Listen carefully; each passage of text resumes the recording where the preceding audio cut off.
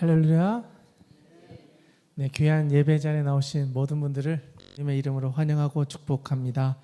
우리 다 함께 사도신경으로 신앙 고백함으로 2026년 3월 8일 주일 예배를 하나님께 올려드리도록 하겠습니다. 함께 사도신경 신앙 고백하겠습니다. 나는 전능하신 아버지 하나님 천지의 창조주를 믿습니다. 나는 그의 유일하신 아들 우리 주 예수 그리스도를 믿습니다. 그는 성령으로 잉태되어 동정녀 마리아에게서 나시고 본디오 빌라도에게 고난을 받아 십자가에 못 박혀 죽으시고 장사된 지 사흘 만에 죽은 자 가운데서 다시 살아나셨으며 하늘에 오르시어 전능하신 아버지 하나님 우편에 앉아 계시다가 거기로부터 살아있는 자와 죽은 자를 심판하러 오십니다. 나는 성령을 믿으며 거룩한 공교회와 성도의 교제와 죄를 용서받는 것과 몸의 부활과 영생을 믿습니다. 아멘. 우리 다 함께 왕이신 나의 하나님 함께 찬양하도록 하겠습니다.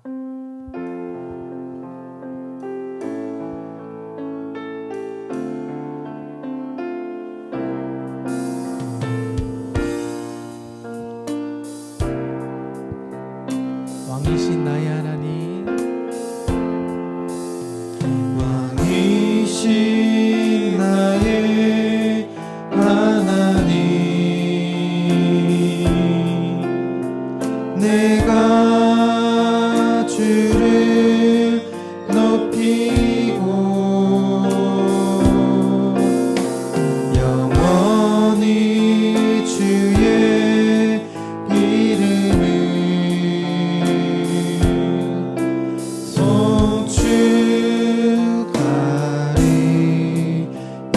왕이신 나의 하나님, 왕이신 나의 하나님, 내가 주를 높이고 영원히 주의 이름을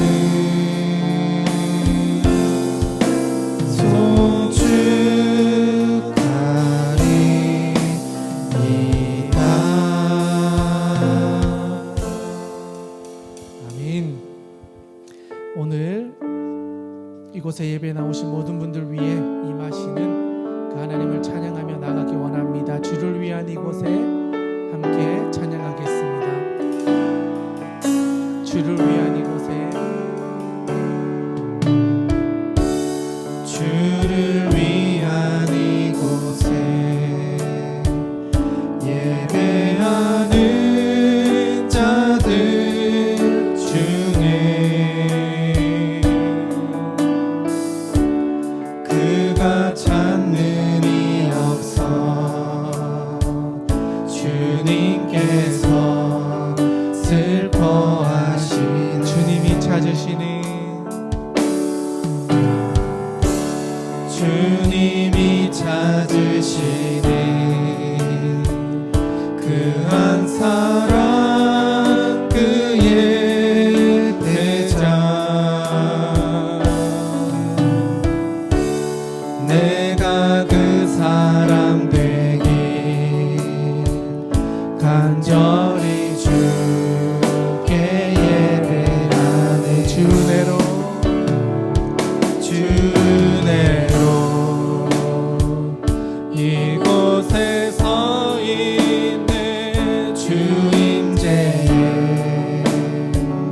엎드려 절하네 그 어느 것도 난 필요 없네 주님만 명대 주내로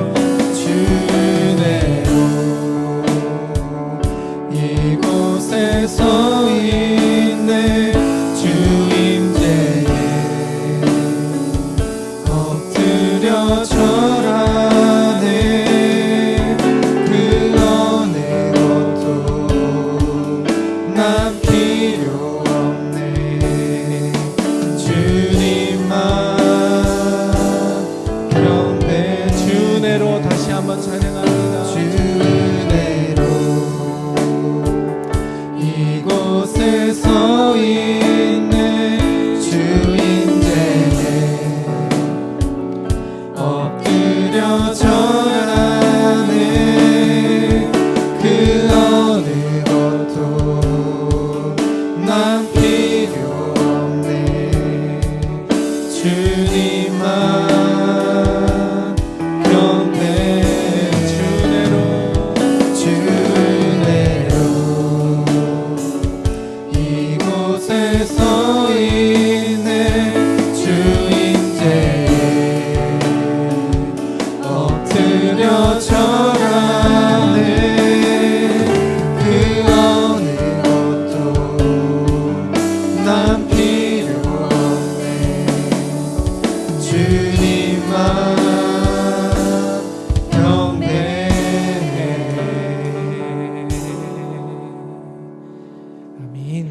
주 은혜로 이 자리에 오신 여러분들을 하나님께서 반드시 붙잡아 주실 줄 믿습니다.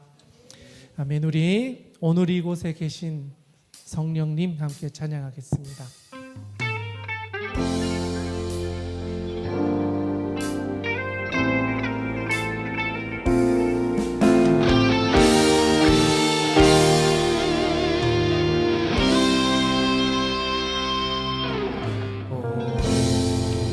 이곳에 계신 성령님 우리에게 말씀하시고 우리를 가르치소서.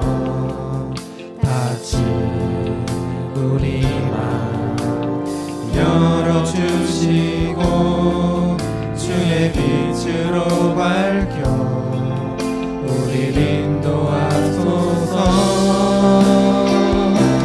주님보다 앞서지 않고 겸손하게 주님의 말씀 기다리니 주님 손에 우릴 드립니다. 사랑으로 인도하소서. 주님보다 이곳에 계신 성령님 우리에게 말씀하시고 우리를 가르치소서. 아직 우리 마음 열어주시고 주의 빛으로 밝혀 우리를 인도하소서.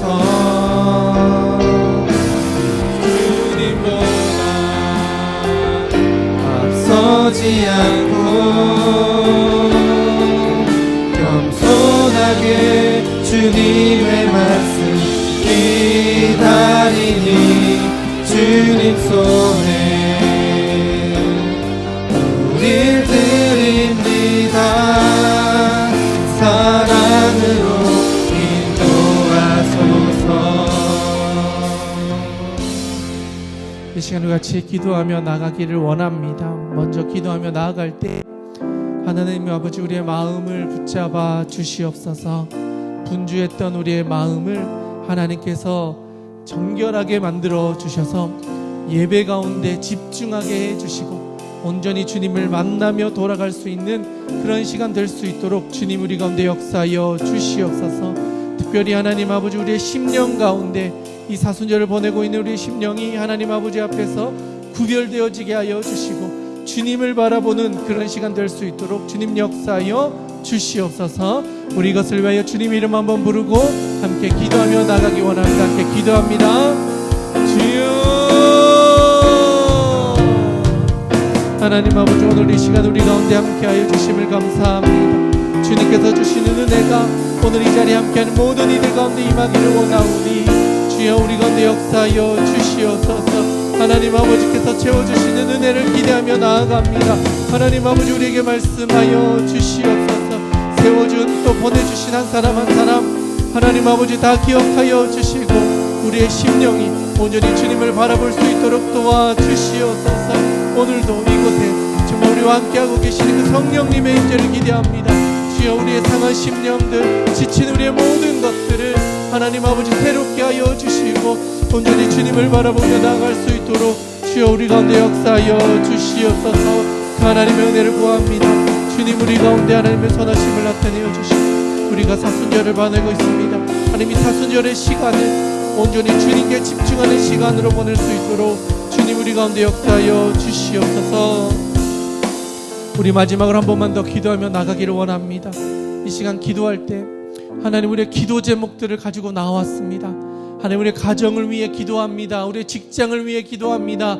우리의 자녀들을 위해 기도합니다. 하나님 우리가 나아가야 할 앞으로의 모든 인생의 여정들 하나님께 의탁하며 나아갑니다. 하나님 우리의 기도 가운데 응답하여 주시옵소서. 말씀하여 주시옵소서.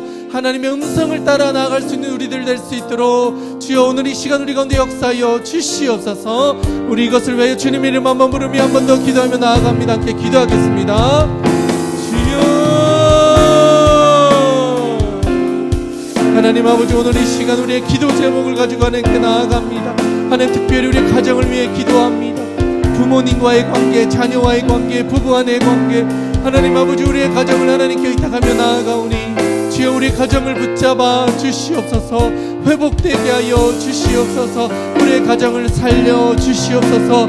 하나님 관계의 문제들 하나님 아버지 함께하여 주셔서 막힌 담들이 무너지게 하여 주시고 하나님 아버지께서 공급하여 주시는 그 회복의 역사가 우리의 가정 가운데 일어나게 하여 주시옵소서. 두려움과 걱정과 염려가 있습니다. 하지만 하나님 우리의 삶을 변화시켜 주실 줄 믿습니다. 주님 우리 가운데 역사하여 주시옵소서. 우리의 가정이 천국이 되기를 원합니다. 하나님 우리의 가정을 통하여 하나님의 역사가 가득하게 하여 주시옵소서. 또한 우리의 직장의 문제, 하나님 학업의 문제, 진로의 문제를 하나님께 의탁합니다. 주님 때를 앞둔 우리 청년들을 위해 기도합니다. 한 사람 한 사람 하나님 붙잡아 주시고 이들의 삶의 여정 가운데 하나님 동행하여 주셔서 하나님 아버지께서 이들의 인생의 주인이 되어 주시고 하나님이 기뻐하시는 인생을 나아갈 수 있도록 주님 오늘 이 시간 함께하여 주시옵소서. 하나님 건강도 하나님께 의탁합니다. 하나님 함께하여 주시옵소서. 하나님 아버지 귀한 주의를 우리에게 허락하여 주심을 감사합니다. 분주했던 우리의 삶을 잠시 멈추고 주님을 바라볼 수 있게 해주시니 감사합니다. 우리의 시선이 세상에 향해 있었던 것을 다시 한번 교정하는 시간을 주심을 감사합니다. 말씀으로의 삶을 돌아보게 하여 주시고 그 말씀 붙잡고 다시 한번 주님께 기도하게 하여 주시옵소서. 또한 하나님 우리의 가정을 하나님께 의탁하며 나아갈 때 주님 우리의 가정을 변화시켜 주시옵소서. 부부의 관계, 자녀와의 관계, 부모님과의 관계, 형제 자매와의 관계 하나님 우리의 힘을 알 수 없습니다. 하나님 역사하여 주셔서 특별히 성령님께서 우리의 관계를 주장하여 주시옵소서. 하나님 아버지 우리 건강을 위해 또한 기도합니다. 육신의 연약함 가운데 있는 우리의 가족들이 있습니다. 하나님 우리의 질병의 문제를 하나님께 의탁하며 나아가오니 주여 우리를 강건케 하여 주시옵소서. 육신이 쇠약해져 가는 것이 아니라 하나님의 능력으로 날마다 강건하여져서 이 세상 살아가는 동안에 육신의 연약함으로 인하여 고통당하지 않도록 주님 우리를 붙잡아 주시옵소서. 특별히 예배에 나온 우리 모든 성도님들 또 온라인으로 함께하는 모든 성도님들 하나님 붙잡아 주셔서 위태로운 우리의 삶의 모든 상황과 환경과 건강을 붙잡아 주시고 오직 주님으로 인하여 승리하며 주와 함께 즐겁게 우리의 인생을 살아갈 수 있도록 하나님 아버지 축복하여 주시옵소서. 하나님 아버지께서 우리의 삶을 책임져 주실 줄 믿사오며 살아계신 우리 구주 예수님의 이름으로 기도드리옵나이다. 아멘. 오늘 하나님께서 우리에게 주시는 말씀은 예레미야 5장 1절에서 9절의 말씀입니다. 진리를 구하는 한 사람이라는 제의 말씀, 우리 서유진 목사님 나오셔서 말씀 전해 주실 때 하나님께서 우리에게 많은 은혜로 함께 해 주실 줄 믿습니다. 아멘.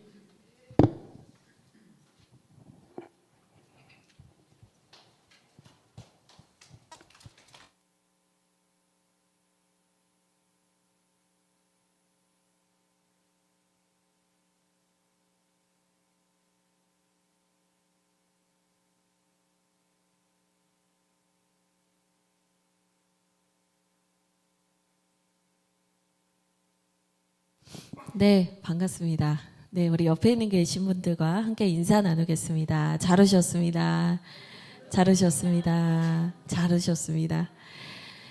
네, 오늘 새로운 예배팀이 완전체로 한번 섰습니다. 네, 예배팀의 이름이 있는데요. 원워십입니다. 네, 공모전을 했고 당선되었습니다. 원워십이. 그래서 이 원워십이 우리가 하나 되어 하나님께 예배한다는 의미도 있고요. 이 발음이 오너십이랑도 비슷합니다. 그래서 우리가 하나님의 청지기가 되어서 주인 되신 하나님을 온전히 예배하자 이런 마음으로 이제 새로운 예배팀이 시작이 됐는데요. 열심으로 준비하고 있습니다. 중보해 주시고 함께 기도해 주시면 감사하겠습니다. 그리고 우리 최병화 목사님과 제가 이렇게 옥상이나 어두운 데 가서 요즘에 이렇게 득음을 하려고 많이 애쓰고 있습니다. 네, 그래서 목회자들이 이제 목 상태가 사실 이제 설교를 계속하니까 목 상태가 계속 좋진 않은데 그 와중에도 하나님을 찬양하는 또 은혜를 주시면 참 감사하겠다 이런 생각을 합니다. 네, 오늘 하나님께서 우리에게 주시는 말씀은요. 예레미야 5장 1절에서 9절의 말씀입니다. 예레미야 5장 1절에서 9절의 말씀입니다. 우리 같이 하나님의 말씀을 한 절씩 교독하고 마지막 절은 함께 읽도록 하겠습니다. 제가 먼저 읽겠습니다. 너희는 예루살렘 거리로 빨리 다니며 그 넓은 거리에서 찾아보고 알라. 너희가 만일 정의를 행하며 진리를 구하는 자를 한 사람이라도 찾으면 내가 이 성읍을 용서하리라. 그들이 여호와께서 살아계심을 두고 맹세할지라도 실상은 거짓 맹세니라. 여호와여, 주의 눈이 진리를 찾지 아니하시나이까. 주께서 그들을 치셨을지라도 그들이 아픈 줄을 알지 못하며 그들을 멸하셨을지라도 그들이 징계를 받지 아니하고 그들의 얼굴을 바위보다 굳게 하여 돌아오기를 싫어하므로 내가 말하기를 이 무리는 비천하고 어리석은 것뿐이라. 여호와의 길 자기 하나님의 법을 알지 못하니 내가 지도자들에게 가서 그들에게 말하리라. 그들은 여호와의 길 자기 하나님의 법을 안다 하였더니 그들도 일제히 멍에를 꺾고 결박을 끊은지라. 그러므로 수풀에서 나오는 사자가 그들을 죽이며 사막의 이리가 그들을 멸하며 표범이 성읍들을 엿본즉 그리로 나오는 자마다 찢기리니 이는 그들의 허물이 많고 반역이 심함이니라. 내가 어찌 너를 용서하겠느냐. 내 자녀가 나를 버리고 신이 아닌 것들로 맹세하였으며 내가 그들을 배불리 먹인즉 그들이 간음하며 창기의 집에 허다히 모이며 그들은 두루 다니는 살찐 수말같이 각기 이웃의 아내를 따르며 소리 지르는도다. 함께 읽겠습니다. 여호와의 말씀이니라. 내가 어찌 이 일들에 대하여 벌하지 아니하겠으며 내 마음이 이런 나라에 보복하지 않겠느냐. 아멘. 네, 지금 이제 3월을 지나고 있어요. 3월에는 단순한 순종을 배우는 교회라는 이 시리즈 설교를 계속 해나가고 있습니다. 네, 그래서 저희가 오늘은 이 단순한 순종을 배우는 교회 시리즈 설교의 두 번째 시간이고요. 예레미야 강해의 또 두 번째 시간이기도 합니다. 지난주에는 예레미야를 부르신 사건을 보았어요. 내가 아이라 말하지 못합니다 라고 말하는 예레미야를 하나님께서 부르셨고 그 예레미야를 통해서 하나님께서 하나님의 뜻을 전하기 시작하십니다. 그래서 예레미야가요, 그 하나님의 뜻에 순종하여 그 선지자의 삶을 본격적으로 시작을 하는데요. 이것은 사실 예레미야에게는 사실 쉽지 않은 일이었습니다. PPT를 이제 보여주실까요? 네, 예레미야에게는 순종했으나 괴로운 일이었어요. 우리가 이제 주님께 순종을 하면 항상 좋을 거야, 기쁜 일이 생길 거야, 좋은 일이 생길 거야 이렇게 생각을 할 때가 있지만 때로는 주님께 순종을 했으나 그것이 나의 마음에 짐이 되고 무겁고 괴로운 순간들도 분명히 있습니다. 이 예레미야에게도 이 선지자로의 삶이 순종하였으나 쉽지는 않았어요. 특별히 이 예레미야에게 이것이 괴로운 일이었던 이유가 세 가지가 있는데요. 첫째는 뭐냐면 그 메시지. 그러니까 예레미야가 전하는 메시지가 남유다의 멸망에 대한 얘기였기 때문입니다. 우리 1장 14절에서 17절을 한번 읽어볼까요? 우리 1장 14절에서 17절의 말씀 함께 읽어보도록 하겠습니다. 같이 읽겠습니다. 근데 좀 기니까요. 좀 빠르게 읽어보도록 할게요. 같이 읽겠습니다. 여호와께서 내게 이르시되 재앙이 북방에서 일어나 이 땅의 모든 주민들에게 부어지리라. 내가 북방 왕국들의 모든 족속들을 부를 것인즉 그들이 와서 예루살렘 성문 어귀에 각기 자리를 정하고 그 사방 모든 성벽과 유다 모든 성읍들을 치리라. 여호와의 말이니라. 무리가 나를 버리고 다른 신들에게 분향하며 자기 손으로 만든 것들에 절하였은즉 내가 나의 심판을 그들에게 선고하여 그들의 모든 죄악을 징계하리라. 그러므로 너는 내 허리를 동이고 일어나 내가 내게 명령한 바를 다 그들에게 말하라. 그들 때문에 두려워하지 말라. 내가 그들 앞에서 두려움을 당하지 않게 하리라. 아멘. 네, 우리가 잠깐 1장에 있는 일부분을 읽어봤지만 이 메시지가 뭐냐면 남유다가 망하게 될 것이다. 이 얘기를 내 입으로 얘기를 해야 된다는 게 얼마나 불편해요. 얼마나 괴롭냐고요. 그렇죠? 그래서 예레미야에게는 이것이 쉬운 일이 아니었습니다. 또 두 번째 이유가 있습니다. 두 번째 이유는 그 멸망의 이유가 이 사람 저 사람 이웃 나라 저 나라 때문이 아니고요. 하나님의 백성들이 자초한 범죄였기 때문에 그것을 전하는 예레미야는 마음이 괴롭고 아팠습니다. 2장 8절과 13절 읽어보면 좋겠습니다. 우리 같이 2장 8절, 5절도 한번 읽어볼까요? 5절, 8절, 13절 읽도록 하겠습니다. 같이 읽겠습니다. 시작. 나 여호와가 이와 같이 말하노라. 너희 조상들이 내게서 무슨 불의함을 보았기에 나를 멀리하고 가서 헛된 것을 따라 헛되이 행하였느냐. 8절 읽습니다.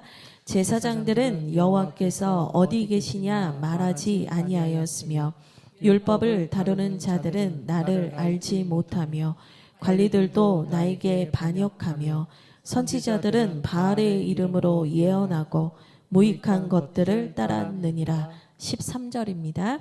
내 백성이 두 가지 악을 행하였나니 곧 그들이 생수의 근원되는 나를 버린 것과 스스로 웅덩이를 판 것인데 그것은 그 물을 가두지 못할 터진 웅덩이들이니라. 아멘.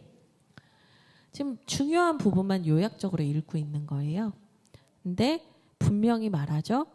13절에 분명히 얘기합니다. 스스로 그들이 나를 버리고 나를 떠나고 웅덩이를 팠다. 그러니까 이런 이야기들을 전하는 예레미야의 마음은 어떻게 말로 표현할 수 없었습니다. 세 번째 이유입니다. 그래서 예레미야가 하나님께 이 말씀을 받아서 계속해서 전하는 거예요. 지금이라도 회개하라고. 수없이 돌아오라고 말하지만 아무도 듣지 않았기 때문에 예레미야의 마음이 괴로웠습니다. 3장 12절, 13절, 22절 여기 있는 거 하나씩 읽어보도록 하겠습니다. 3장 12절부터 읽어볼게요. 네, 3장 12절부터 같이 읽겠습니다. 시작. 너는 가서 북을 향하여 이 말을 선포하여 이르라. 여호와께서 이르시되 배역한 이스라엘아 돌아오라. 나의 노한 얼굴을 너희에게로 향하지 아니하리라. 나는 긍휼이 있는 자라. 노를 한없이 품지 아니하느니라. 여호와의 말씀이니라. 13절부터는 제가 읽어드릴게요. 눈으로만 따라오십시오. 13절. 너는 오직 내 죄를 자복하라. 이는 내 하나님 여호와를 배반하고 내 길로 달려 이방인들에게로 나아가 모든 푸른 나무 아래로 가서 내 목소리를 듣지 아니하였음이라. 여호와의 말씀이니라. 22절입니다. 배역한 자식들아 돌아오라.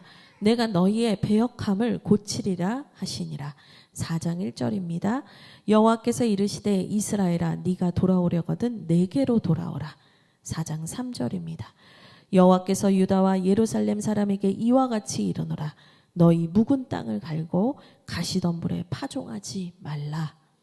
그러니까 이거 무슨 얘기냐면 돌아와라. 완전히 회개하고 돌아와야 된다. 예전에 그 회개하지 않은 습관과 같은 가시덤불 위에 말씀을 뿌린들, 말씀을 받은들 아무 소용없다. 돌아와라. 돌아와라. 계속 얘기하세요. 4절에 유다인과 예루살렘 주민들아 너희는 스스로 할례를 행하여 너희 마음 가죽을 베고 나 여호와께 속하라. 그리하지 아니하면 너희 악행으로 말미암아 나의 분노가 불같이 일어나 사르리니 그것을 끌 자가 없으리라. 계속해서 돌아오라. 마음의 할례를 행하라 말씀하십니다. 14절입니다. 예루살렘아 내 마음의 악을 씻어버리라. 그리하면 구원을 얻으리라. 내 악한 생각이 내 속에 얼마나 오래 머물겠느냐. 아멘. 제가 몇 절만 읽은 거예요. 그런데 계속해서 하나님께서 말씀하세요. 돌아오라, 돌아오라, 돌아오라. 지금 제가 이 예레미야가 괴로웠던 이유 3가지를 말하면서 1장과 2장과 3장과 4장, 우리가 1장 본문만 설교 들었잖아요. 5장에 오기까지. 그 사이에 무슨 일이 있었는지를 지금 제가 줄거리 요약을 해드린 거예요. 돌아오라고, 돌아오라고. 아무리 돌아오라고 말을 해도 이들이 듣지 않았다는 거예요. 이 돌아오다라는 단어가 슈브라는 단어인데요. 예레미야의 이 슈브라는 단어가 120번이 나옵니다. 돌아와라, 돌아와라. 그런데도 불구하고 이 백성들이 회개는커녕 지도자들까지 타락하여 더 악을 행하니 하나님의 마음과 이 예레미야의 마음이 어떠했겠어요? 그래서 4장 19절입니다. 이건 같이 읽으면 좋겠는데요. 이런 상황 속에서 예레미야는 울 수밖에 없었습니다. 우리 같이 4장 19절 읽겠습니다. 시작. 슬프고 아프다. 내 마음속이 아프고 내 마음이 답답하여 잠잠할 수 없으니 이는 나의 심령이 나팔 소리와 전쟁의 경보를 들음이로다. 아멘. 사람들은 돌이키기는커녕 더 악을 행하고 있는데 하나님에게서 더 멀어지고 있는데 예레미야는 그 하나님의 심판, 전쟁의 소리가 가까이 오고 있는 것을 누구보다 잘 알고 있기 때문에 가슴이 아프고 슬프고 답답하여서 어쩔 수 없는 상황에 있다라고 가슴을 치고 울고 있는 거예요. 여러분 우리가 1월 달에 그 요나서 말씀 강의를 했잖아요. 근데 여러분 요나가요. 니느의 성에 그렇게 가기 싫다 하면서 가서 니느의 성읍을 그냥 대충 돕니다. 그냥 들으려면 들어라라는 마음으로 너네 심판이 임할 거야, 심판이 임할 거야 이렇게 말했음에도 불구하고 이방 민족이었던 니느에는 어떻게 했냐면 그 말씀 앞에 엎드려 회개하고 금식하고 자복했거든요. 근데 지금 예레미야가 계속해서 이 말을 하는 데 있어서 이스라엘 백성은 도무지 듣지를 않는 거예요. 하나님의 백성이라고 자부하는 사람들이 더 듣지 않았다는 거예요.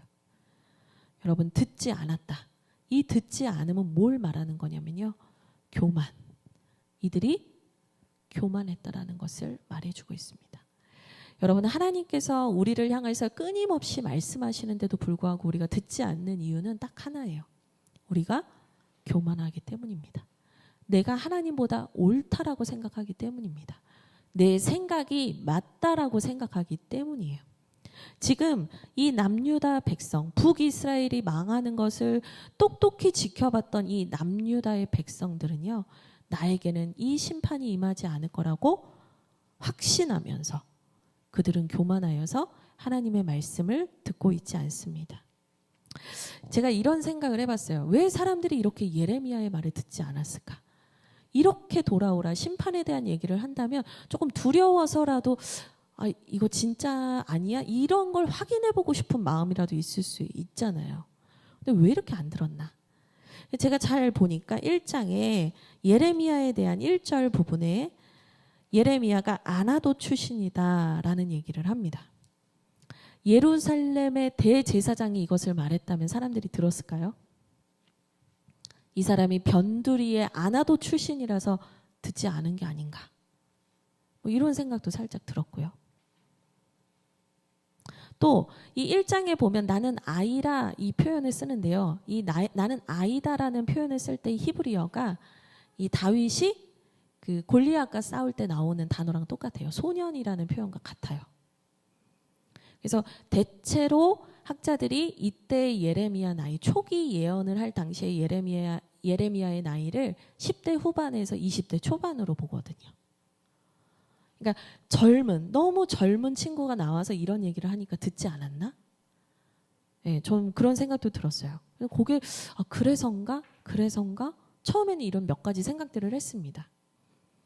그런데 말씀을 보면 볼수록 다시 그 본문 말씀에 들어가면 들어갈수록 예레미야의 어떠함 때문이 아니었고 남유다 백성의 교만함이 그들의 귀를 막았다라는 것을 더 확신하게 됐습니다. 여러분, 하나님 외에 믿을 만한 게 있으면, 내가 믿는 구석이 있으면 사람들은 듣지 않습니다. 그게 터진 웅덩이라 할지라도, 2장 13절에 말하는 터진 웅덩이와 같은 것이라 할지라도 내가 믿는 것이 있는 사람은 듣지 않습니다. 이처럼 돌이키지 않는 남유다의 영적 상태가 너무나 심각했어요. 변하지 않는 거예요. 계속 주님이 말씀하셔도. 근데 제가 다시 이 말씀을 보다가 그래, 이들이 교만해서 아무리 하나님께서 예레미야를 보내서 말씀하셔도 듣지 않는다 해보자. 그렇다 치자. 근데 순간 제 머릿속을 스쳐 지나가는 하나의 질문이 있었는데 그게 뭐였냐면 이 시대가 요시야 왕이 통치하던 때가 아닌가 하는 질문이었어요. 우리 1장 1절에서 최병헌 목사님께서 말씀해 주셨지만 예레미야는 매우 긴 기간 선지자로 활동을 했거든요. 요시야 왕 13년부터 시작을 해서 시드기야 왕 11년 남유다가 망할 때까지 여러 명의 왕이 거쳐갈 동안 이 선지자 활동을 했던 사람이에요. 근데 이 부분은 초기 예언이기 때문에 요시야 왕 때가 아닌가? 이 생각이 드는 거예요. 그리고 이 요시야 왕은 가만 생각해 보면 그때 최병하 목사님께서도 말씀하셨지만 종교 개혁을 시작했던 왕이었거든요.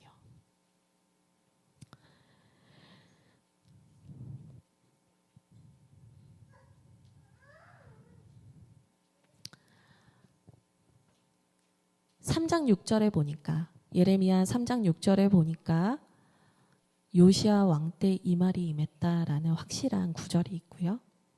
그러면 지금 예레미야가 이렇게 애타게 부르짖고 있는 돌아오라는 이 메시지가 요시야의 종교개혁 전인가 후인가 라는 것을 궁금해하는 사람들이 저 말고도 많았던 것 같아요.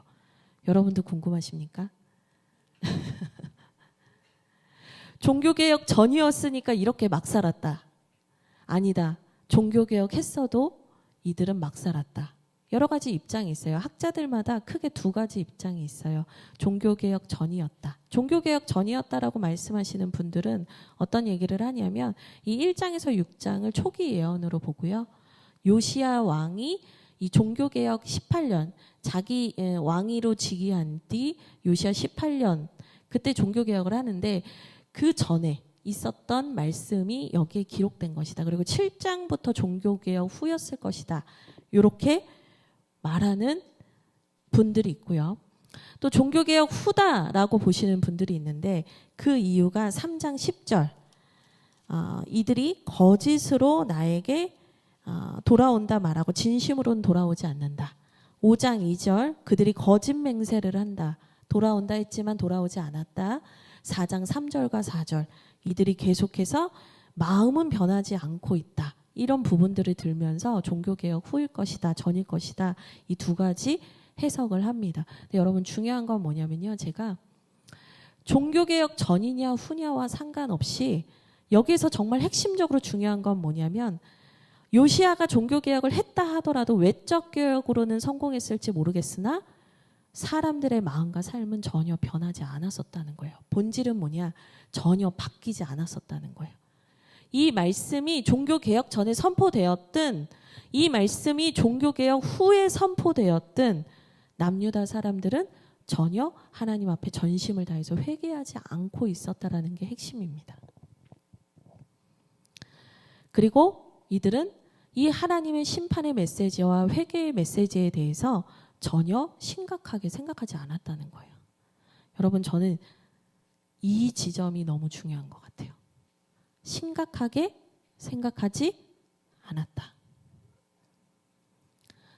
여러분, 이게요, 영적 감각을 잃었다는 거예요. 제가 목회자지만 제가 24시간 유튜브를 일주일만 보잖아요. 저는 혼미해질 겁니다. 영적 감각은 내 직분이 있기 때문에 내가 어떠한 신앙생활 20-30년 했기 때문에 항상 유지되는 게 아니고요. 우리가 하나님이 아닌 다른 것들을 향하여서 내 안테나를 세우기 시작할 때 그 영적 감각은요, 무뎌지고 사라지게 돼요. 여러분, 문둥병 아시죠? 문둥병이 뭐냐면 살이 썩어 들어가는 병이에요. 근데 살이 썩어 들어가는데 사람들이 그 고통을 어떻게 견디나 하지만 문둥병 환자들은 몰라요. 왜냐하면 신경이 훼손되기 때문이에요. 영적 감각이 무뎌지고 훼손되기 시작하면은요, 내가 어떻게 망가지고 어떻게 더 힘들어지는지, 뭐가 중요한 건지 뭐가 안 중요한 건지, 지금 심각한 상황인지 아닌지 몰라요. 몰라. 남유다의 상황이 그랬다는 거예요. 근데 저는 이 말씀을 묵상하면서 이게 지금 남유다만의 문제인가라는 생각이 드는 거예요. 지금 우리나라와 너무 비슷하지 않나라는 생각이 참 많이 들었어요. 세상이 너무 병들어가고 이런저런 문제는 많아져 가요. 사람들은 더 부유해지고 이런저런 쾌락을 즐길 것들이 너무 많아요. 그런데 영적 감각을 상실해버린 이 시대가 너무나 남유다와 유사하다는 생각을 했어요. 여러분, 요즘에 뉴스를 뜨겁게 달구는 게 있는데요. 전쟁의 소식이거든요. 지난주에 왔던 우리 선교사님도 그 인근 지역에서 선교를 하시는데 지금 그 가족들이 머무는 곳에 미사일 파편이 계속 떨어지고 있다라는 얘기를 해요. 누군가에게는 이게 정말 생사를 가르는 문제고, 어제 인천공항에 두바이에 묶여있던 한인분들이 들어오셨어요. 들어오자마자 오열하고 통곡하고 난리가 났었습니다. 우리나라 역시 전쟁을 겪었던 나라고요. 종전국가 아니잖아요. 우리 정전국가잖아요. 전쟁이 잠시 멈춘 국가란 말이죠. 어느 나라에서 전쟁이 나든 우리가 그런 전쟁의 역사를 겪었든 어떻든 누가 고통을 받든 사실 우리는 너무 상관이 없어요. 지금 우리의 관심은 뭔지 아세요, 여러분? 기름값이 오르냐 마느냐예요. 2,000원을 넘느냐 마느냐가 지금 우리의 초두의 관심사란 말이에요. 물질 만능주의에 빠졌고 돈을 숭배하고 나만 아니면 된다라는 마음으로 사람들이 이기적으로 살아가고 있고, 그 이기심과 하나님을 경외하지 않는 마음으로 종교 행위만 가득한 우리의 모습도 남유다와 별반 다르지 않다는 생각이 드는 거예요. 여러분, 그런데 그럼에도 불구하고 우리가 이러한 어려운 중에도 불구하고 지금 우리가 여기에 모여서 자유롭게 만나서 모여서 예배할 수 있고, 우리가 맛있는 것을 먹을 수 있고, 내가 원할 때 장을 볼 수 있고, 내가 하나님을 찾고자 할 때 찾을 수 있고, 하나님의 말씀을 보고자 할 때 볼 수 있는 이 이유가 뭐라고 생각하세요, 여러분? 우리에게는 왜 이것이 거저 주어졌는가? 왜 우리는 이것을 누릴 수 있는가?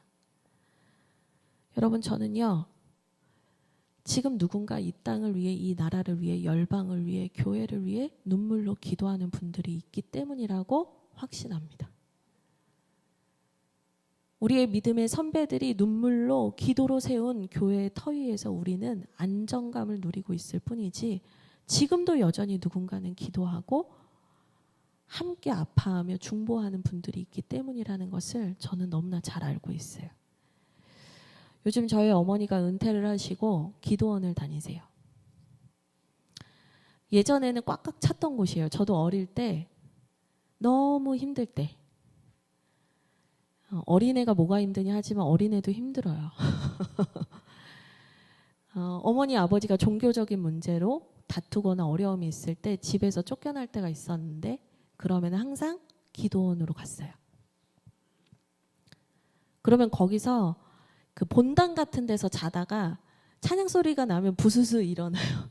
그럼 또 찬양하고 기도하고 예배하다가 또 본당에서 스스슥 자는 거예요. 6, 7살 아이가. 그때는요, 저도 기억이 나는데 사람이 정말 많았어요. 자리가 없었어요. 방을 구할 수가 없었어요. 기도원 가면. 근데 요즘에 가시면요, 어머니께서 하시는 말씀이 뭐냐면 너무 텅텅 비어 있고 어머니 같이 연세 드신 분들만 와서 거기 계신다라는 거예요.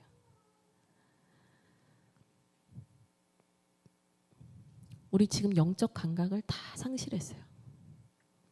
내가 먹고 사는 것, 내가 누리는 것, 물질에 눈이 멀어가고 있어요. 하나님이 주셨던 영적 은혜들이 다 사라지고 있어요. 새어나가고 있어요. 근데도 아무도 심각하게 여기지 않는 거예요.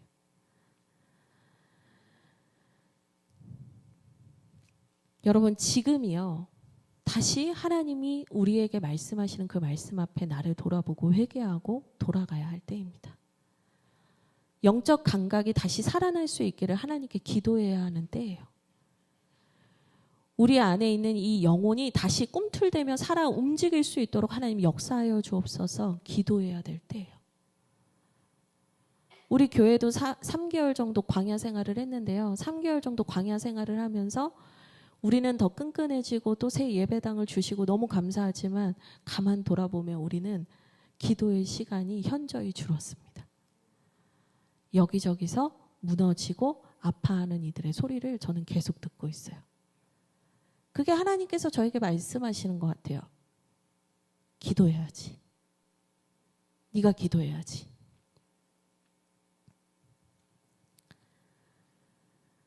누군가 이 땅을 위해 눈물로 기도했기 때문에 우리가 있는 것처럼 이제는 우리가 이 나라와 열방을 위해서 기도해야 하는 시대라는 생각이 저는 참 많이 듭니다. 영적 감각이 살아나도록 다시 기도하셔야 됩니다. 사순절입니다. 여러분 다시 기도하셔야 됩니다. 그리고 예레미야는 바로 이 땅을 위해서 눈물 흘리며 아무도 몰라준다고 해도 기도했던 중보자였습니다. 이 중보자의 마음으로 서 있는 예레미야예요. 우리가 1장부터 4장의 중요한 내용들을 다 봤지만 괜히 본 게 아니에요.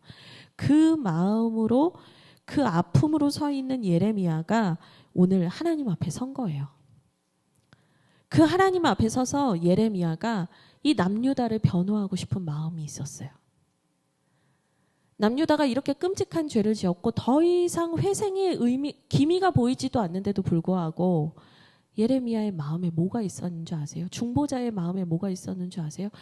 그래도 하나님 불쌍히 여겨주십시오. 그래도 하나님 살려주십시오. 이 마음이 있는 거예요. 예레미야의 마음에 남유다를 위해 변호하고 하나님 앞에 울고 싶은 마음이 있었습니다. 우리 5장 1절부터 2절 같이 읽겠습니다. 같이 읽겠습니다. 네, 아직 이거 아닙니다. 제가 넘겨달라고 말씀드릴게요. 네, 같이 5장 1절 2절 같이 읽겠습니다. 시작. 너희는 예루살렘 거리로 빨리 다니며 그 넓은 거리에서 찾아보고 알라. 너희가 만일 정의를 행하며 진리를 구하는 자를 한 사람이라도 찾으면 내가 이 성읍을 용서하리라. 그들이 여호와께서 살아계심을 두고 맹세할지라도 실상은 거짓 맹세니라. 아멘. 이 예레미야가 하나님 앞에 서서 말씀을 드리고 싶어요. 중보자의 마음으로 섰어요. 왔어요. 근데 차마 입이 안 떨어져요. 할 말이 없는 거예요. 근데 하나님께서 먼저 예레미야에게 1절과 2절의 말씀을 하신 거예요. 뭐라고 하시냐면 네가 만일 예루살렘을 샅샅이 뒤져가지고 정의를 행하며 진리를 구하는 사람을 단 한 명이라도 찾을 수 있다면 내가 이 성읍을 용서하겠다라고 말씀하셨다는 거예요. 여러분 예루살렘이 어딘 줄 아세요? 신앙의 중심지예요. 단순한 수도가 아니라 성전이 있고 하나님을 섬긴다는 가장 유력한 사람들이 모여 있는 곳이에요. 네가 그곳을 샅샅이 뒤져라. 도로를 뛰어다녀보고 이곳저곳을 다 찾아봐라. 그리고 그 하나님의 말씀 앞에서 정의를 행하며 진리를 구하는 사람을 단 한 명이라도 찾는다면 내가 이 성읍을 용서할 거야 라고 얘기하시는 거예요. 그러니까 이게 뭐냐면 하나님께서 예레미야한테 뭔가 딜을 하자라고 말씀하시는 게 아니에요. 네가 어떤 마음으로 나한테 왔는지 아는데 지금 현실은 이런 거 아니냐라고 말씀하시는 거예요. 이걸 세번역으로 보면 여러분 더 마음에 와닿으실 텐데요. 세번역 5장 1절 세번역을 보시면 이렇게 돼 있어요. 하나님의 말씀이에요.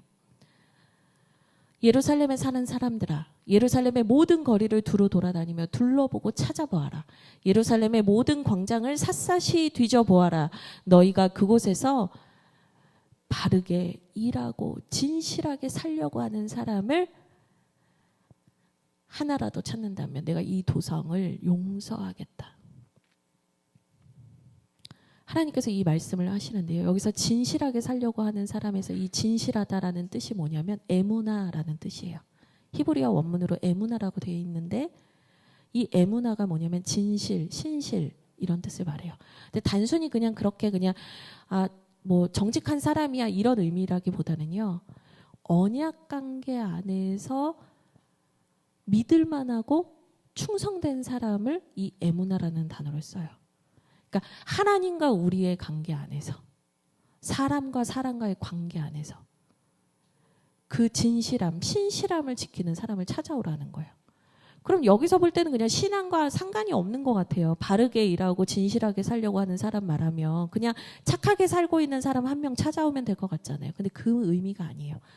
하나님과 우리의 관계가 결국엔 사람과 사람 사이의 관계의 투영이 됩니다. 하나님 앞에서 신실을 배우는 것인데 우리가 하나님 앞에 신실하지 않다면 우리는 사람에게도 신실할 수가 없는 거예요. 여기에서는 삶에 대한 얘기를 중점적으로 하고 있지만 결국에는 하나님 앞에 신실함을 배워 내가 어디에 가든지 신실하게 살아가고 있는 하나님의 말씀대로 살아가고 있는 그 한 사람을 네가 찾아오라고 얘기를 하고 있는 거예요. 믿을 만한 사람. 정말 이 사람은 하나님의 사람이야 라고 생각하는 그 한 사람을 찾아오라고 얘기를 하는 겁니다. 이 에무나라는 단어를 좀 더 연구해 보니까요. 아만이라는 동사예요. 확실하게 하다, 굳게 하다.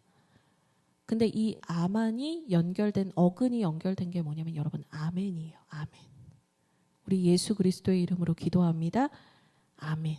아멘의 뜻이 뭐예요? 그대로 될 줄 믿습니다.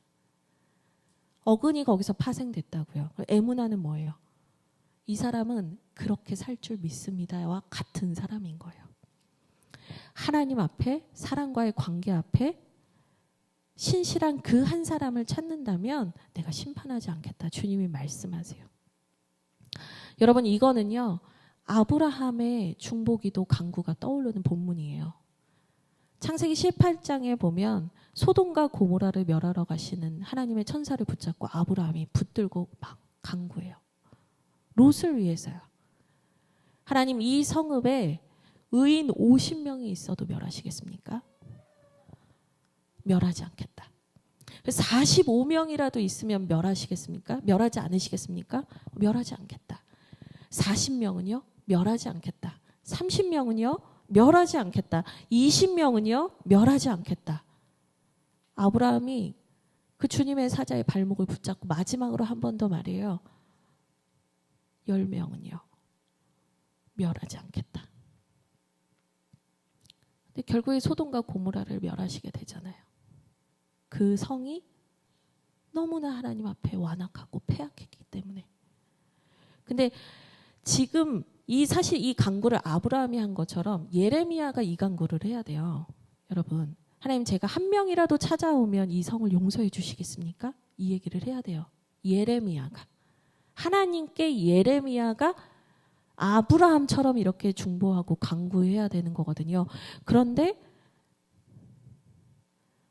이 말씀을 하나님이 하고 계시는 거예요. 여러분 이게 뭘 말하는 건 줄 아세요? 아브라함의 강구를 하나님께서 다 건너뛰고 아무도 하나님을 안 붙잡는 거예요. 하나님 그 심판을 멈춰주십시오. 울면서 매달리는 사람이 없는 거예요. 그래서 하나님이 친히 스스로 그 모든 과정을 생략하시고 우리한테 말씀하시는 거예요. 한 명만 찾아와봐. 그럼 내가 용서할게. 여러분 여기에서 하나님이 심판을 하고 싶어가지고 다 멸망시켜버리고 싶어가지고 하나님이 다 없애버리고 짓밟아버리고 싶은 그 무서운 하나님이 떠오르십니까? 저는 여기에서요 중보자로 서 있는 예레미야보다 더 안타까워하고 있는 하나님의 마음이 느껴졌습니다. 나한테 50명, 40명, 30명, 20명, 10명을 말하는 사람이 없네? 그럼 내가 말할게. 한 명만이라도 찾아와도. 이 나라를 위해서 울며 기도할 사람, 하나님 앞에 바르게 살겠다고 하는 사람 단 한 명만 찾아와다오. 하나님 아버지가 가슴을 치고 울고 계신 거예요. 이미 이 땅 가운데 정화의 능력이 있고 회개할 수 있는 가능성이 단 1%도 없는 거예요. 그런데도 하나님은 이들을 포기 못 하시는 거예요. 왜? 아버지니까. 여러분 제가요 만약에 사업을 한다면 1%의 가능성이 있는 사업은 하지 않아요. 이건 사업이 아니에요. 하나님은요 우리에게 1%조차 가능성이 없다 할지라도 우리를 포기할 수 없다고 말씀하시는 거예요. 그게 아버지의 마음인 거예요. 근데 하나님께서 너무나 슬픈 이야기를 하세요. 5장 2절인데 이걸 세 번역으로 제가 준비해봤는데 이게 더 여러분에게 와닿으실 것 같아서 제가 세 번역 말씀을 준비해왔어요. 같이 읽어볼까요? 읽겠습니다. 시작. 그들이 주님께서 살아계심을 두고 맹세하고 주님을 섬긴다고 말하지만 말하는 것과 사는 것이 다르다. 제가 여러 개의 본문을 비교 대조하면서 설교를 준비하는 편인데요. 제가 이 번역을 보고 머리에 망치를 콱 맞은 것 같았어요. 거짓 맹세라고 하니까 나는 하나님께 맹세한 적 없어 이렇게 생각할 수 있는데 이 원래 의미가 뭐냐면 말하는 것과 사는 것이 다르다. 하나님께서 하신 말씀이에요. 나는 단 한 명이라도 그들에게 1%도 아니 사실 1%조차 없을지라도 나는 그들이 돌아오기만 한다면 용서하고 싶은데 그들의 삶은 이미 말하는 것과 사는 것이 다르다. 여러분 우리가 예레미야를 읽다 보면 아유 이러니까 망했네. 이러니까 망하는 거지. 망할 뻔했네. 이렇게 생각을 하거든요. 근데 여러분 이 한 구절을 보면 지금 우리의 삶과 뭐가 다르냐는 거예요. 말하는 것과 사는 것이 당연히 다른 게 아닙니까? 라고 말하는 우리의 모습과 뭐가 다르냐는 거예요. 이들이 말하는 것과 사는 것이 다른 이유를 5장 12절은 아주 적나라하게 말해주는데요. 5장 12절 말씀 같이 한번 읽어보도록 하겠습니다. 같이 읽겠습니다. 시작. 그들이 여호와를 인정하지 아니하며 말하기를 여호와께서는 계시지 아니하니 재앙이 우리에게 임하지 아니할 것이요 우리가 칼과 기근을 보지 아니할 것이며. 이 사람들이 여호와의 이름을 두고 맹세하지만 그러니까 하나님께서 살아계신다라고 말은 하지만 어떻다는 거예요? 속마음은 하나님은 없다. 계시지 않는다. 하나님은 계시지 않는다. 그분이 전혀 살아계심을 믿지 않는다는 거예요. 그리고 우리에게는 절대로 재앙이 오지 않을 것이다. 라고 생각한대요. 여러분 저는 이게 지금 영적 감각을 상실하고 은혜와 감사를 다 잊어버리고 하나님을 버리고 물질과 쾌락에 젖어가는 대한민국 사회를 보는 것만 같았어요. 말과 삶이 다르다. 주일과 주중이 다르다. 신앙과 내가 사랑하는 무엇은 별개다. 우리도 되게 일상적인 언어로 이런 말들을 계속 하잖아요. 하나님께서 그들의 겉과 속이 다르다고 말씀하세요. 어떤 마음으로 이 얘기를 하셨겠어요? 이제 예레미야의 말이 이어집니다. 그 하나님의 말씀이 2절까지 끝나고 3절부터 6절은 그런 하나님 앞에서 예레미야의 말이 이어지게 됩니다. 우리 3절부터 6절 같이 읽겠습니다. 같이 읽겠습니다. 시작. 여호와여, 주의 눈이 진리를 찾지 아니하시나이까? 주께서 그들을 치셨을지라도 그들이 아픈 줄을 알지 못하며 그들을 멸하셨을지라도 그들이 징계를 받지 아니하고 그들의 얼굴을 바위보다 굳게 하여 돌아오기를 싫어하므로 내가 말하기를 이 무리는 비천하고 어리석은 것뿐이라. 여호와의 길 자기 하나님의 법을 알지 못하니 내가 지도자들에게 가서 그들에게 말하리라. 그들은 여호와의 길 자기 하나님의 법을 안다 하였더니 그들도 일제히 멍에를 꺾고 결박을 끊은지라. 그러므로 숲에서 나오는 사자가 그들을 죽이며 사막의 이리가 그들을 멸하며 표범이 성읍들을 엿본즉 그리로 나오는 자마다 찢기리니 이는 그들의 허물이 많고 반역이 심함이니이다. 아멘.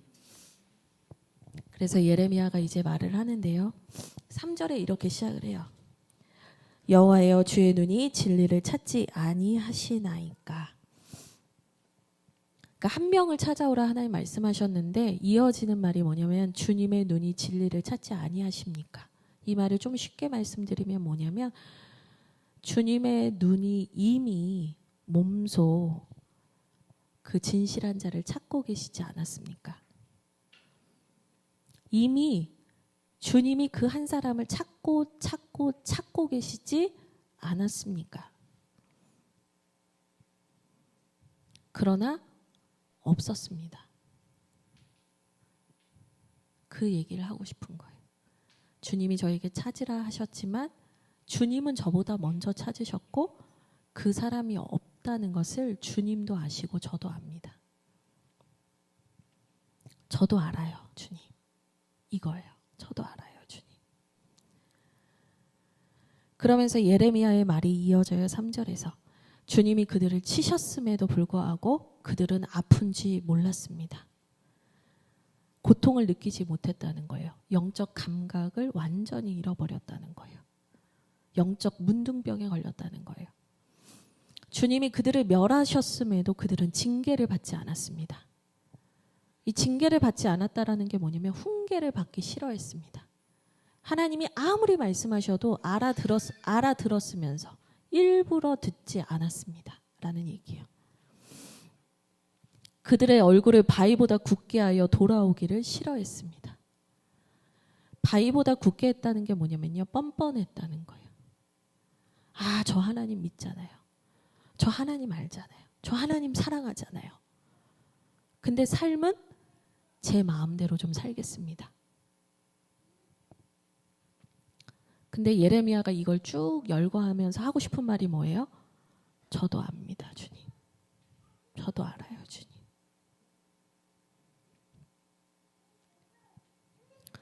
근데 예레미야는 이 와중에도 어떻게든 이 남유다 백성들을 변호하고 싶었어요. 그래서 4절에 이런 말을 해요. 내가 말하기를 이 무리는 비천하고 어리석은 것뿐이라. 이게 무슨 말이냐면 제가 생각해 보니까요. 하나님, 이 사람들이 가난하고 많이 배우지 못해가지고 하나님을 잘 몰라서 이랬던 것 같아요. 이 말인 거거든요. 이 백성이 먹고 살기 바빠서 이 백성이 하나님 말씀 제대로 배울 만한 환경과 여건이 열리지 않아서 그래서 이 백성이 이렇게 된 것 같아요. 그래서 예레미야가 이어서 5절에 무슨 얘기를 하냐면 그래서 제가 지도자들을 한번 찾아가 봤습니다. 이 얘기를 하는 거예요. 이 맥락이 뭐냐면 하나님의 말씀대로 살지 않는 게 이들이 무지함인데 이들이 배우지 못해서 사는 게 급급해서 배우지 못해서 이들이 이런 거니까 지도자들을 찾아가면 이들은 다를 겁니다. 이들은 알 만큼 알고 여유도 있고 배울 만큼 배웠고 먹고 살만 하니까 이들은 분명히 하나님의 말씀에 대해서도 알 거고 이들은 그렇게 살고 있을 겁니다 하고 간 거예요. 그게 5절이에요. 내가 지도자들에게 가서 그들에게 말하리라. 당신들은 여호와의 길, 하나님의 법을 알고 살고 지키고 있죠 하고 간 거예요. 근데 5절 끝에 뭐라고 해요? 그들도 일제히 멍에를 꺾고 결박을 끊었다. 이게 도대체 무슨 말이냐 하실 수 있는데요. 찾아갔더니 다르지 않을 뿐만 아니라 더 막 나가고 있었다는 거예요. 고삐 풀린 망아지란 말 아시죠? 멍에를 끊어버리고 자기를 묶고 있던 걸 다 벗어 던지고 이들은 더 자기 맘대로 살고 있었다는 거예요. 하나님의 통치와 하나님의 은혜를 다 벗어 던져버리고 이들은 더하면 더했지 덜하지 않았다라는 얘기를 해요. 이 예레미야가 이 얘기를 쭉 해요. 하나님 앞에서. 여러분 사실 이 상황까지 오면 우리 젊은 친구들 하는 말로 쉴드 불가예요. 이건 더 이상 어떻게 변호를 못 해주는 거예요. 두둔을 할 수가 없는 거예요. 하나님이 이미 보신 것을 예레미야도 스스로 다 확인하고 눈으로 보게 된 거예요. 여러분 여기서 우리가 알 수 있는 게 뭐냐면 하나님의 뜻대로 사는 문제가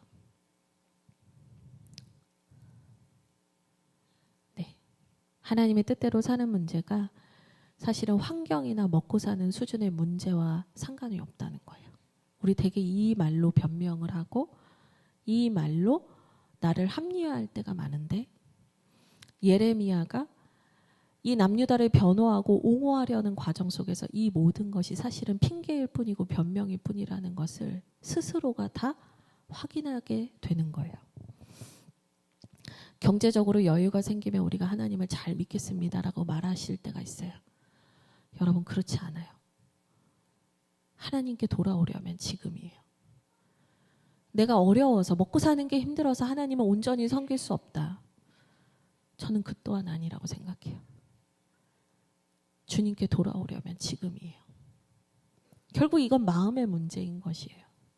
내가 정말 하나님이 살아계심을 알고 하나님을 경외하고 있고 그 하나님의 뜻대로 살고자 하는 그 원함이 있는가를 사실 주님은 물으시는 건데 우리는 계속 그 질문을 피하면서 하나님도 믿고 세상도 사랑하는 척 양다리를 걸치며 살고 있다라는 거예요. 여러분 만약에 내 배우자가 양다리를 걸친다면 여러분 어떠시겠어요? 그 사람의 사랑을 진실로 받아들이실 수 있겠어요? 하나님이 계속해서 비유로 부부관계, 결혼관계, 아내와 남편의 비유를 들어요. 나를 사랑한다라고 말하면서도 다른 사람과 부정을 저지르는 그 사람의 사랑에 대해서 내가 믿을 수 있겠는가?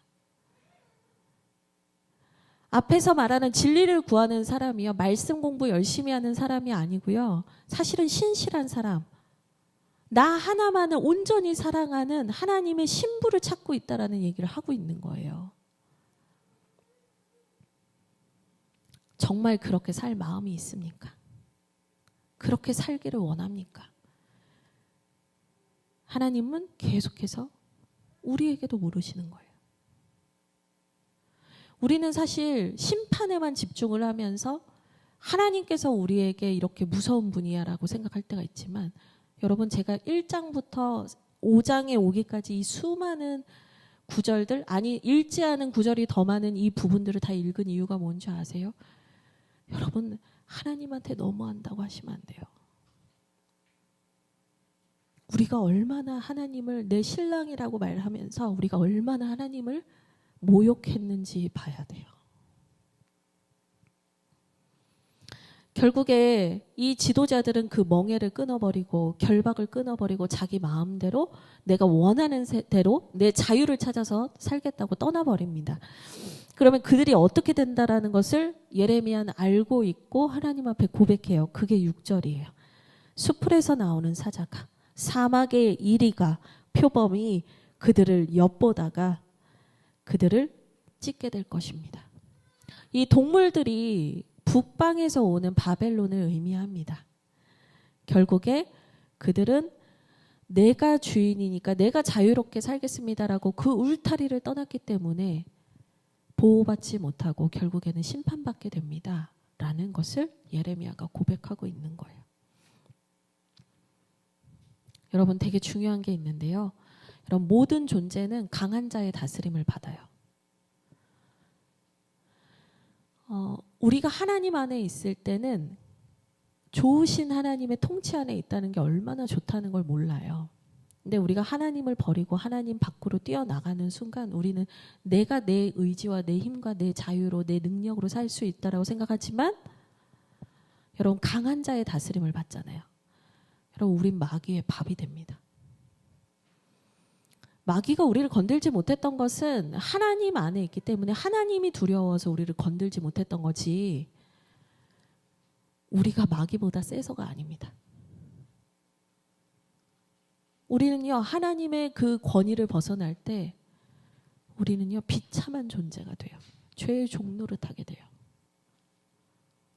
결국에 심판도요 이들이 스스로 하나님을 버리고 떠나고 내가 그 하나님의 울타리를 벗어난 결과였음을 예레미야가 얘기하고 있는 거예요.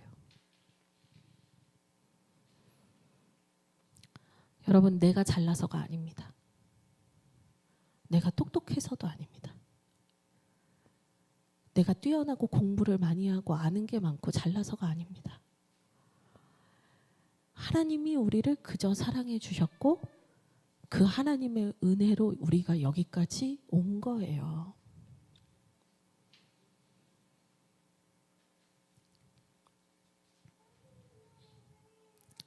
그런데 남유다는 그것을 여전히 알지 못했고 하나님 앞에 계속하여 반역하고 배신하고 죄를 지었습니다.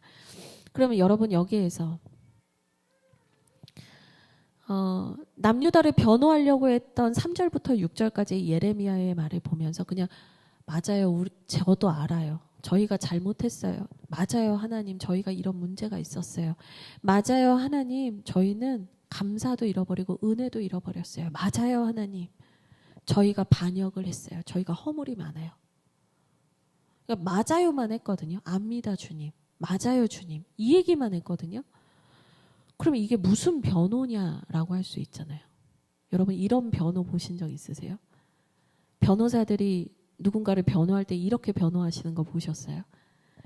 억울합니다. 막 얘기하고 그게 저 사람 때문에 그래서 그런 거였지 잘못한 게 아닙니다. 이런 변호를 보거든요. 근데 지금 예레미야의 변호는 뭐냐면 진실로 회개하고 죄를 자백하고 하나님 앞에 우는 자의 변호인 거예요. 거짓말하지 않아요.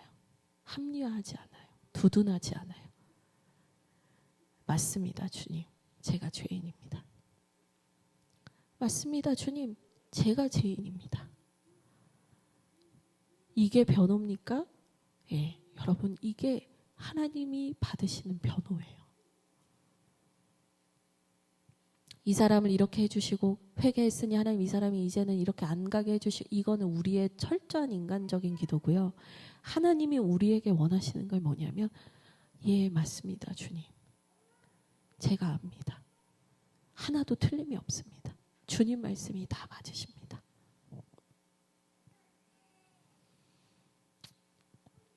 이제 하나님의 말씀이 이어지는데 7절에서 9절입니다. 같이 읽겠습니다. 시작. 내가 어찌 너를 용서하겠느냐. 내 자녀가 나를 버리고 신이 아닌 것들로 맹세하였으며 내가 그들을 배불리 먹인즉 그들이 간음하며 창기의 집에 허다히 모이며 그들은 두루 다니는 살찐 수말같이 각기 이웃의 아내를 따르며 소리 지르는도다. 여호와의 말씀이니라. 내가 어찌 이 일들에 대하여 벌하지 아니하겠으며 내 마음이 이런 나라에 보복하지 않겠느냐. 예레미야의 그 맞습니다. 인정하지 않는 백성을 대신해서 인정하고 있는 예레미야의 변호를 들으시고 나서 하나님이 말씀하세요. 그럼에도 이들을 이대로 용서할 수 없다. 나를 버렸고 다른 신을 섬겼다. 내가 그들을 배불리 먹였더니 그들이 간음을 하는구나. 저는 이 구절이 너무나 가슴이 아팠어요. 하나님의 은혜로 사랑으로 채우고 먹이고 입히고 곱게 단장해 놨더니 내 신부가 간음을 하는구나. 창기의 집에 가는구나. 하나님과의 언약 관계를 깨고 서슴지 않고 살고 있구나. 근데 여기서 창기의 집에 모였다라는 동사 히브리어 원문을 보니까요. 제기형이에요. 제기형. 제기형이 뭐냐면 우리 제기대명사 myself 아시죠? 제기형이 스스로의 의미가 있어요.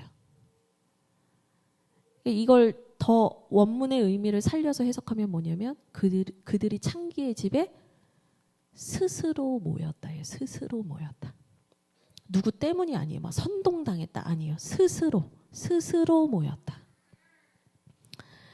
이들이 스스로 이 지은 죄, 이 범죄함에 대해서 없던 일로 할 수는 없다라고 얘기하세요. 왜? 주님은 공의의 하나님이시잖아요. 하나님 공의의 하나님이시거든요. 그리고 8절은 실제로 이웃의 아내를 따르며 이렇게 살찐 수말같이 소리 지른다. 이게 뭐냐면 발전기에 걸린 말처럼 이웃집 여자를 탐한다 이런 말인데 이게 비유가 아니에요. 실제 남유다 당시에 이 예레미야가 선언하던 시대 당시에 성적 문란함이 여기 이 정도에 이르렀다라는 얘기를 하는 거예요. 그래서 두 가지 얘기를 하시는 거예요.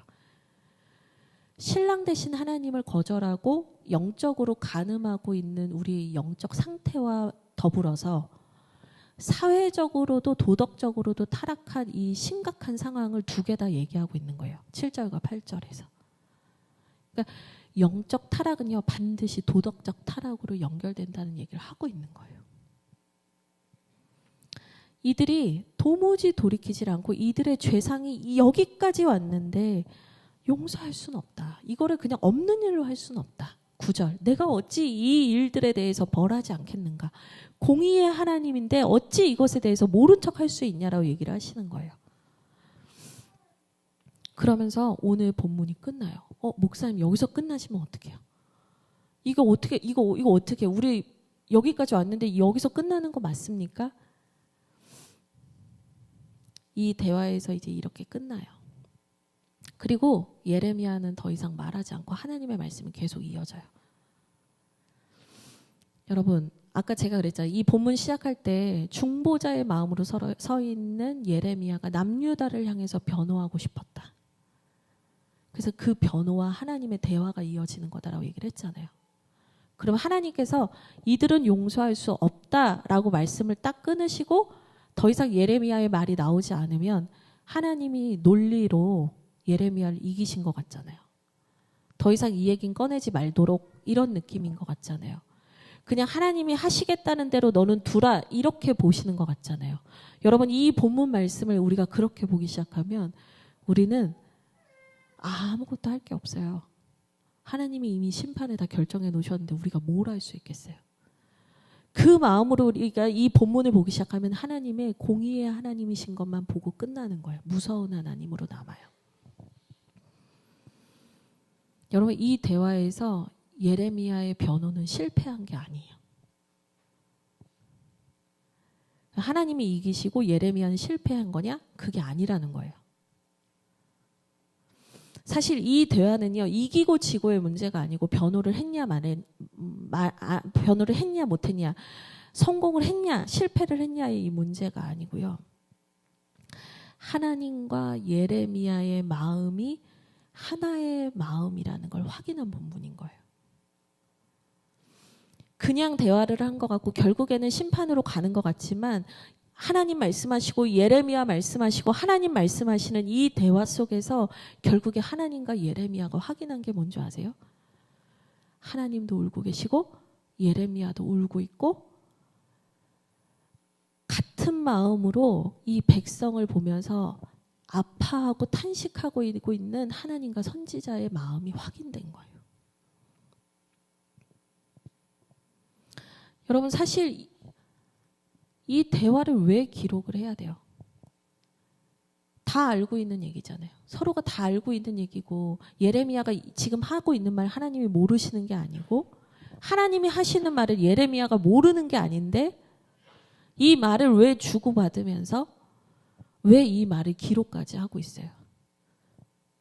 결국에는 예레미야만이 하나님의 마음과 하나 되어서 이 세상과 열방과 이 땅을 보면서 울고 있다는 얘기를 하고 있는 거예요. 이 기록한 이유는 지금도 주님이 찾으시는 그 한 사람은 사실 그 하나님의 마음과 하나 되어서 하나님 앞에 예레미야와 같은 고백을 하는 그 한 사람을 찾고 계신다라는 것을 알려주고 싶으신 거예요. 네가 한 사람만 찾아라, 한 사람만 찾아와. 근데 찾을 수 없을 거야 라고 하셨지만 사실은 하나님 앞에 울고 있는 그 사람이 하나님이 찾으시는 한 사람이 되어서 울고 있었다라는 얘기를 하고 있는 거예요.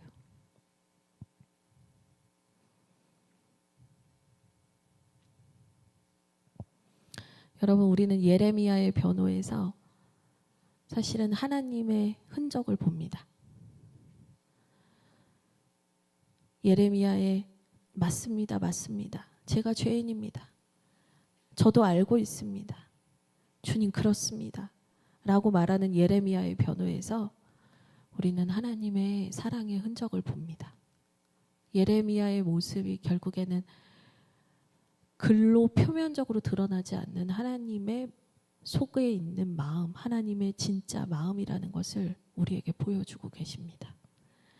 성령님의 말할 수 없는 탄식을 예레미야의 변호에서 우리에게 보여주십니다. 그리고 예레미야를 읽다 보면 예레미야는 계속 순환을 받는데 그 순환 역시 예수 그리스도께서 이미 당하실 그 십자가의 순환을 보여줍니다.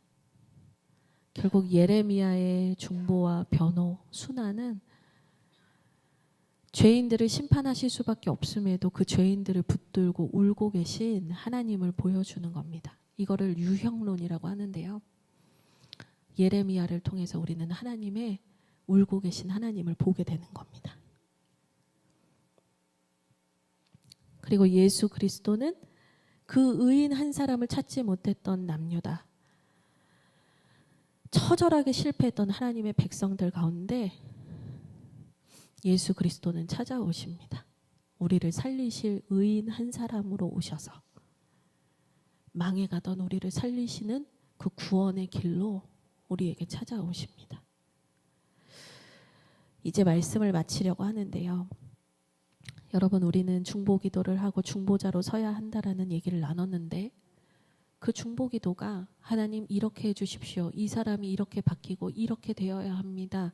그 기도 이전에 우리는 하나님의 마음이 뭔지를 알아야 됩니다. 내 기도가 하나님의 마음과 하나가 되는 경험이 필요하고 내 입술이 내 마음이 내 기도가 결국엔 하나님이 이러하시다라는 것을 드러내는 통로가 되어야 됩니다. 여러분이 기도하시기를 바랍니다. 나라와 교회와 가정을 위해 예레미야처럼 네, 맞습니다, 주님. 예, 제가 그렇습니다. 그렇게 기도할 수 있는 겸손을 배우는 시간 되기를 주님의 이름으로 권면드리고 축복드립니다. 우리 같이 기도할 텐데요. 시간이 많이 가서 우리 찬양은 하지 않고 우리 잠깐만 짧게 기도하고 봉헌하도록 하겠습니다. 같이 기도하겠습니다. 하나님 감사합니다. 오늘 말씀을 통해서 하나님 중보자의 마음, 애타는 하나님의 마음, 애끓는 하나님의 마음으로 나아가기를 원하는 하나님의 백성들을 불러 모아 주셔서 고맙습니다. 하나님 기도하게 하시고 하나님의 마음에 하나가 되게 하여 주옵소서. 하나님 멈춰진 기도가 다시 이어지게 하시고 명백한 죄인임에도 불구하고 누구라도 그를 위해서 기도하길 원하시는 그 한 사람을 찾으시는 하나님, 우리가 그 하나님 앞에 눈물로 기도하는 중보자 되게 하여 주옵소서. 예수 그리스도의 이름으로 기도합니다. 아멘. 우리 함께 봉헌송 찬양하면서 하나님께 봉헌하겠습니다. 한 번만 찬양하겠습니다.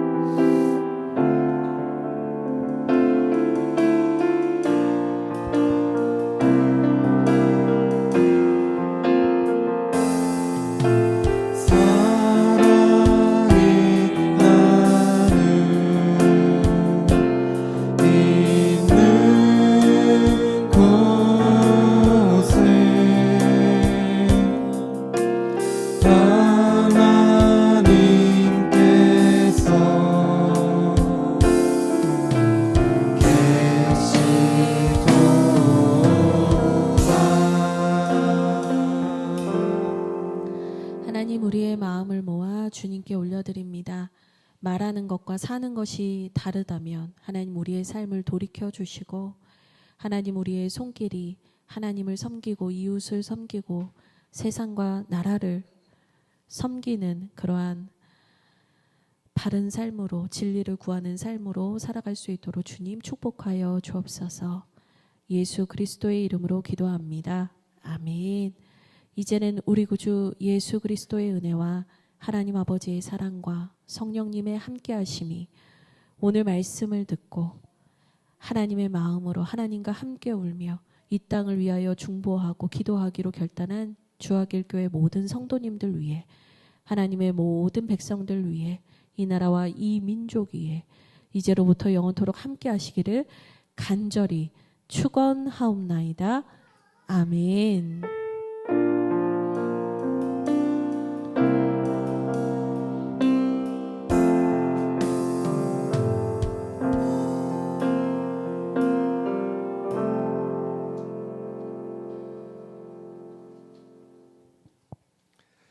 할렐루야. 네, 오늘 주신 말씀이 여러분들의 마음에 잘 새겨지기를 주님의 이름으로 축복합니다. 우리 옆에 있는 분들과 한번 인사하면서 격려했으면 좋겠는데요. 중보하며 살아갑시다. 우리 서로 옆에 있는 분들과 한번 인사하겠습니다. 중보하며 살아갑시다. 서로를 위해 중보하며 살아갑시다. 네, 그렇게 살아가면 하나님께서 우리에게도 새로운 일을 행하고 또 인도해 주실 줄 믿습니다. 네, 몇 가지 광고 말씀드리겠습니다. 우리 2026년 3반기 목장 모임이 예배 후에 신청하신 분들 중심으로 시작이 됩니다. 신청하신 분들께서는 남아 주시고요. 또 계속되는 목장 모임, 그리고 개강, 그리고 오늘은 특별히 특강이 준비되어 있습니다. 목장 모임 하시는 분들께서는 특강으로 함께 해주시면 감사하겠습니다. 그리고 사순절 말씀 로드가 계속되고 있습니다. 우리 온라인으로 끝까지 참여해 주셔서 이제 한 반쯤 지나가고 있습니다. 남은 반을 끝까지 잘 함께 해 주시면 감사하겠습니다. 그리고 오늘 예배에 또 참여하신 모든 분들, 또 처음 나오신 분들 환영하고요. 하나님께서 우리에게 더 큰 은혜로 우리의 삶을 책임져 주실 줄 믿습니다. 우리 마지막으로 파송의 다짐 한번 하고요. 예배를 마치도록 하겠습니다. 우리 다 함께 준비. 자, 시작. 한 걸음 한 걸음 주와 함께. 네, 수고 많으셨습니다. 한 주간 승리하시고요. 다음 주에 뵙도록 하겠습니다. 수고 많으셨습니다.